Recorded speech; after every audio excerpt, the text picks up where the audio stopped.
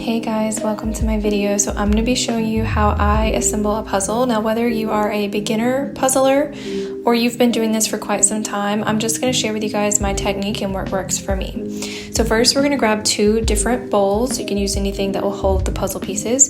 And here I'm just digging to find all of the edge pieces, so anything that is going to be on the border on the outside of the puzzle.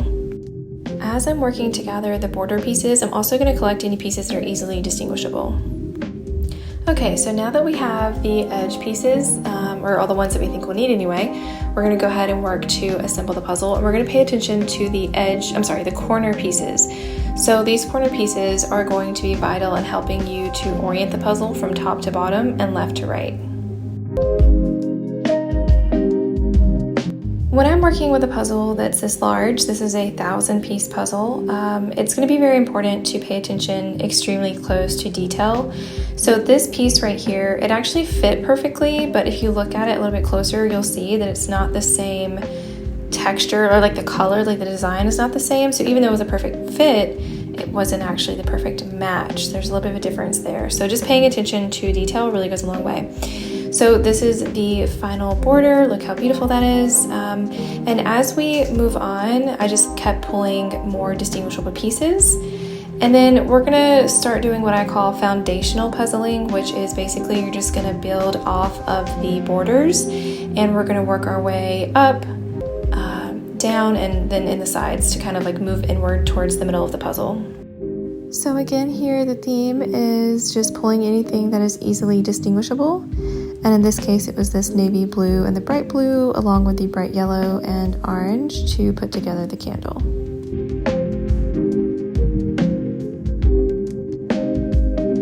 So this puzzle has a lot of detail in each little piece.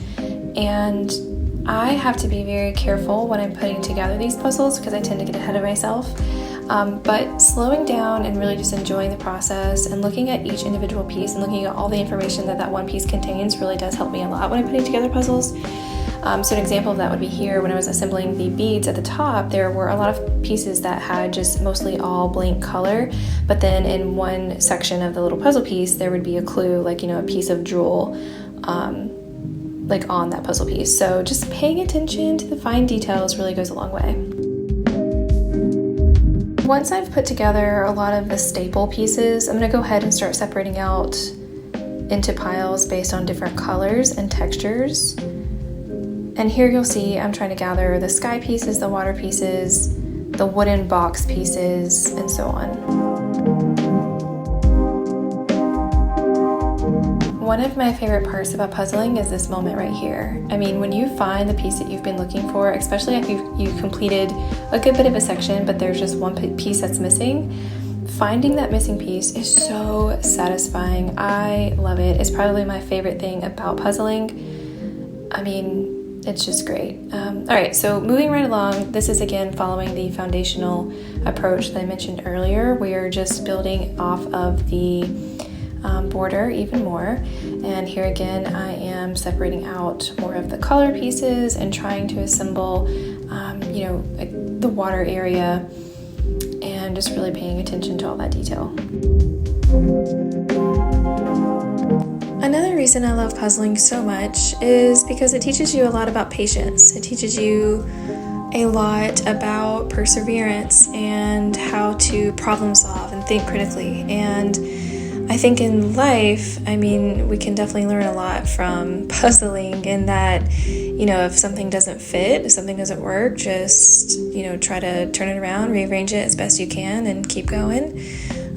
And certainly, each piece is such a beautiful piece to the bigger picture. So when we have patience and we're assembling it, we can enjoy the journey so much more. So there's definitely a lot that I feel like we can learn from puzzling.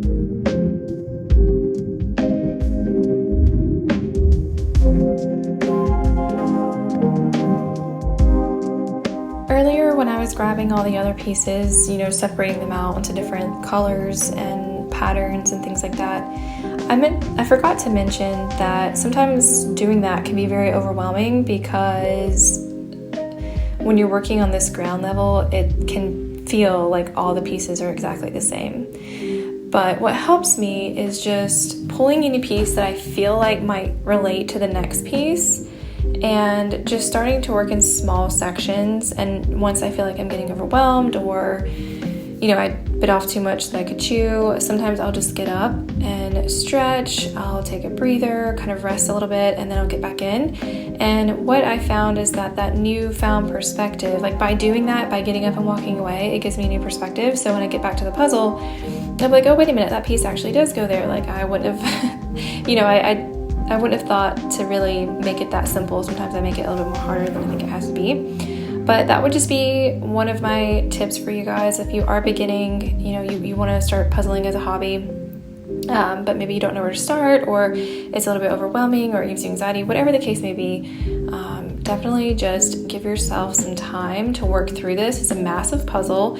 I think this one took me about 3 days to finish in totality. So from the time that I sat down to the time that I got up, I also have 3 kids. So it definitely does take me a longer time than I would really like it to, but you know, this hobby is a great hobby because, you know, you're not spending tons of money, you're not out doing crazy stuff. Like you can do this in the comfort of your home or really anywhere, and it's really great just to kind of focus and challenge your mind.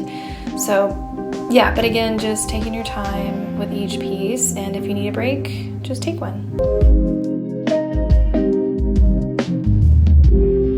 I intentionally left this clip of the video in real time just to show you guys what speed I'm working with here. I'm not a genius by any means. I'm not like the world's fastest puzzler, but just to give you guys some perspective about, you know, how long it takes me in real time to actually assemble the puzzle pieces.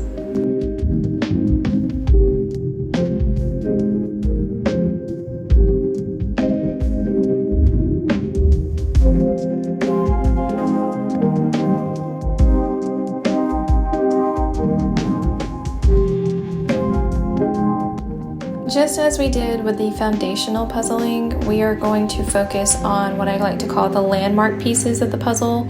So anything that is, you know, like a flower in this case, or some of the birds that are in the sky there. So anything that like stands out, I'm gonna try to focus on that first and put them together in their own little mini puzzle. Like I'll assemble all of those pieces that I feel like definitely go together, and then we will merge that over on into the bigger puzzle once this little one gets assembled, if that makes any sense at all.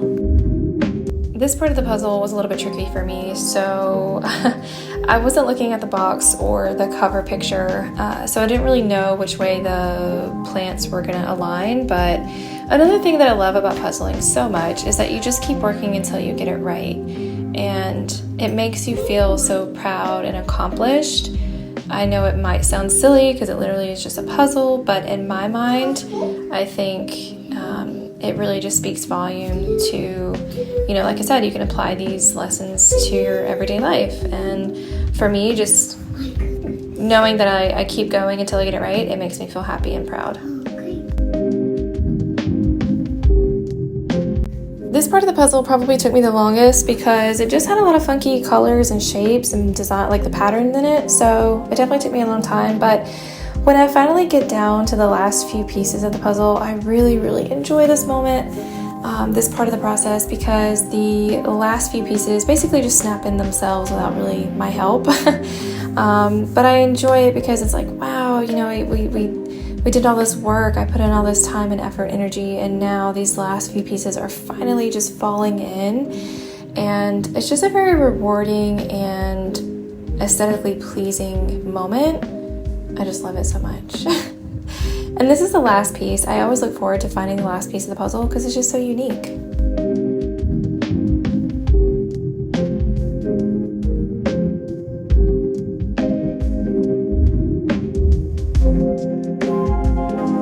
Thank you guys for watching my video. I hope you learned something and enjoyed it.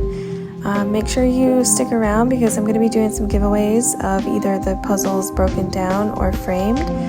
So if you're interested in that, definitely stay tuned and make sure you like, share, and subscribe, and I'll see you in the next video.